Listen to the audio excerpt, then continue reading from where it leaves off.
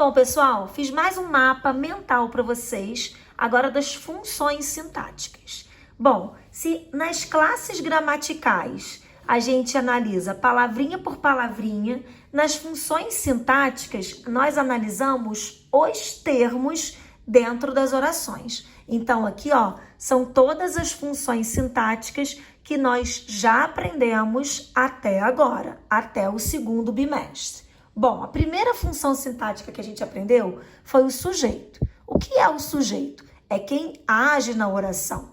Aí nós aprendemos 5 tipos de sujeito. Oculto, quando ele não aparece, que é aquele que só tem a desinência do verbo, por isso que ele também é chamado de desinencial. Simples, quando ele está na frase tem só um núcleo. Composto, quando ele está na frase tem mais do que um núcleo, 2 ou mais.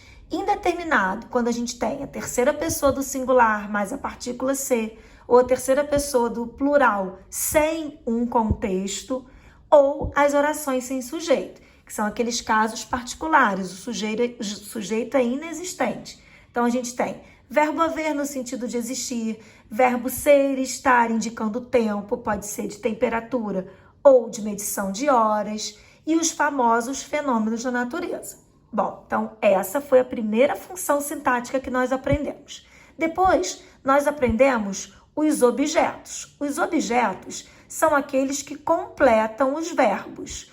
O direto sem preposição e o indireto com preposição. Tá vendo? No meu mapa mental eu não coloquei isso. Se você quiser imprimir esse e ir acrescentando informações, o mapa mental, gente, é a organização de vocês para estudar. Então, quanto mais informações ele tiver, mais auxílio no estudo ele pode nos dar.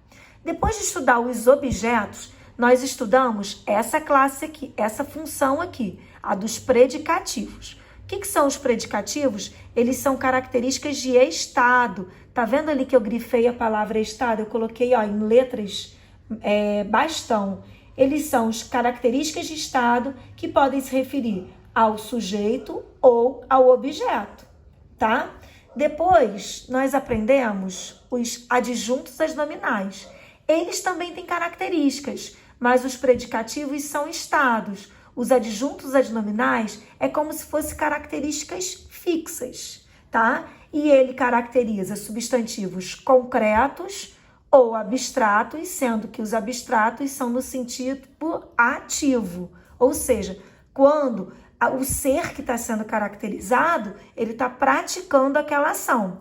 A reclamação dos alunos, não seriam os alunos que estão reclamando? Então, eles é que estão praticando. Isso é que é sentido ativo. Bom, depois nós aprendemos os complementos nominais. Lembrando que os complementos nominais, os adjuntos adnominais e os objetos indiretos, eles têm uma coisa em comum. Ambos são termos preposicionados, sendo que os objetos indiretos sempre têm preposição. Os complementos nominais também. E os adjuntos adnominais podem ou não vir com preposição, tá? Bom, aí, sobre os complementos nominais, eles completam nomes, ou seja, substantivos abstratos, mas no sentido passivo. Lembra que eu falei a reclamação dos alunos é o sentido ativo? A reclamação aos alunos, veja agora, eles estão sofrendo, é sentido passivo. Percebam que só de eu trocar o do pelo aos, mudou de adjunto adnominal para complemento nominal, porque mudou o sentido de atividade e passividade. Além dos substantivos abstratos no sentido passivo, eles também completam adjetivos e advérbios.